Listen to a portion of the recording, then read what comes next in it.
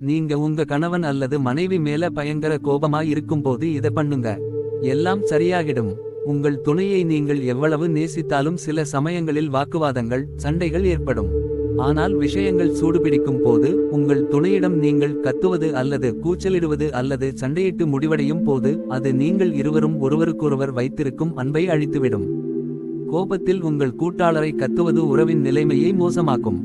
ஏனெனில் இது நீங்கள் இருவரும் பேசிக்கொள்வதற்கான அனைத்து சாத்தியங்களையும் நீக்குகிறது.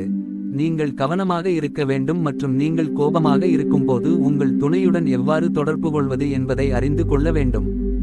கோபம் உங்களுக்குள் அடிக்கடி ஒரு மோசமான சூழ்நிலையை உருவாக்கலாம். எனவே நீங்கள் உங்கள் துணையுடன் கோபமாக இருக்கும்போது நிலைமையை சரியாக கையாளவும் அவர்களிடம் எப்படி பேச வேண்டும் என்றும் இக்கட்டுரையில் தெரிந்து கொள்ளுங்கள். குடும்பம் என்பதை நினைவில் வையுங்கள். நீங்கள் இருவரும் ஒரு குடும்பம் என்பதை நினைவில் கொள்வது அவசியம் என்றும் எந்தவொரு பிரச்சினையையும் போட்டியாக அணுகக்கூடாது. உங்களுக்கு கோபத்தை ஏற்படுத்துவதை பற்றி அவர்களிடம் தவறாமல் கனிவாகவும் நேரடியாகவும் பேசுங்கள்.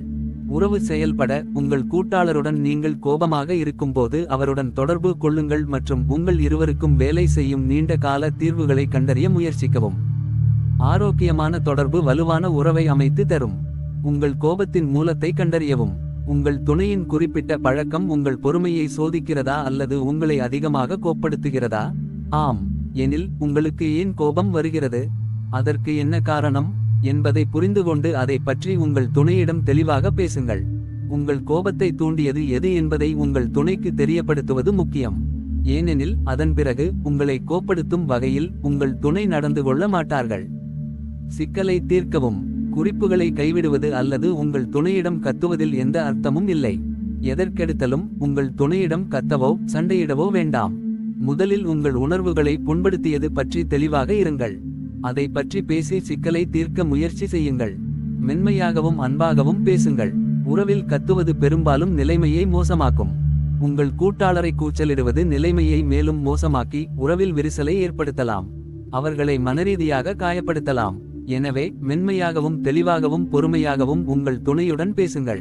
கருத்துக்களை கேளுங்கள். இது உங்கள் கோபப் பிரச்சினைகளை பற்றியது மட்டுமல்ல. அவர்களின் பார்வையை புரிந்துகொண்டு சிக்கலை தீர்க்கும் அணுகுமுறையுடன் சிக்கலை அணுக வேண்டும். அவர்களின் பரிந்துரைகளுக்கும் அவர்கள் என்ன சொல்கிறார்கள் என்பதையும் நீங்கள் காது கொடுத்து கேட்க வேண்டும். அவர்கள் என்ன சொல்ல வருகிறார்கள் அல்லது அவர்கள் ஏன் செய்தார்கள் என்பதை புரிந்து கொள்ளுங்கள்.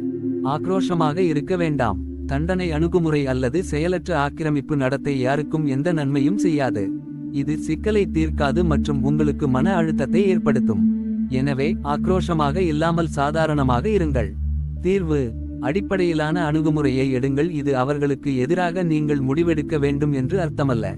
ஆனால் நீங்கள் எதிர்கொள்ளும் பிரச்சனைக்கு எதிராக நீங்கள் இருவரும் இருக்கிறீர்கள் என்பதை புரிந்து கொள்ளுங்கள். எனவே சூழ்நிலையை அதற்கேற்ப அணுகவும். உங்களால் உங்கள் கோபத்தை கையாள முடியாவிட்டால் அல்லது உங்களுக்கும் உங்கள் கூட்டாளருக்கும் இடையே ஒரு குறிப்பிட்ட பிரச்சனை இருந்தால் சிக்கல்களை தீர்க்க ஒரு நிபுணரின் உதவியை பெறலாம். எண்ணங்களை சேகரிக்க சிறிது நேரம் ஒதுக்குங்கள். இறுக்கமான உணர்ச்சிகள் சில சமயங்களில் உங்களை மிகைப்படுத்தி அல்லது எதிர்மறையான வழிகளில் கோபத்தை வெளிப்படுத்தலாம். சூழ்நிலை அதிகமாக இருந்தால் உங்கள் துணையுடன் பேசுவதற்கு முன் உங்கள் எண்ணங்களை வரிசைப்படுத்த நேரம் ஒதுக்குங்கள். உங்கள் மனதை அமைதிப்படுத்தி என்ன பேச வேண்டும் என்று நினைத்து கவனமாக பேச வேண்டும்.